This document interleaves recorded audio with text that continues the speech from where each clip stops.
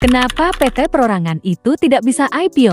Oke, kita jawab ya. PT Perorangan ini itu adalah produk baru yang dibuat tuh di tahun 2020 ke atas. PT Perorangan sendiri tersebut dibuat di Undang-Undang Cipta Kerja tuh kita udah tahu bahwa Undang-Undang Cipta Kerja itu banyak tabrakan sama undang-undang lain. Nah, oleh sebab itu PT Perorangan tuh menabrak undang-undang yang lainnya. Undang-undang yang lain bahwa PT itu tuh harus ada akte notaris. Tapi di PT Perorangan tuh nggak ada akte notaris. Itulah yang membuat sampai sekarang tuh semua yang ngerti hukum tuh bingung. Selalu setiap mereka dapat PT Perorangan, bank misalnya, bank tuh akan minta akte notarisnya. Karena secara hukum PT itu ada aktenya. Nah, ternyata begitu PT Perorangan itu dibuat, ada banyak lagi usaha-usaha tuh yang nggak bisa dimuat di dalam. Misalnya kayak usaha pertambangan, usaha jasa transportasi, usaha konstruksi. Jadi ternyata bidang-bidang yang besar tuh nggak bisa dengan PT Perorangan. Karena PT Perorangan sendiri tuh modal dasarnya maksimal tuh nggak boleh lebih dari 1 miliar. Nah, selain itu omsetnya tuh nggak boleh lebih dari 4,8 miliar per tahun. Nah, lalu pemiliknya tuh cuma sendirian. Nggak ada yang namanya komisaris. Dia cuma satu sehingga dialah direkturnya.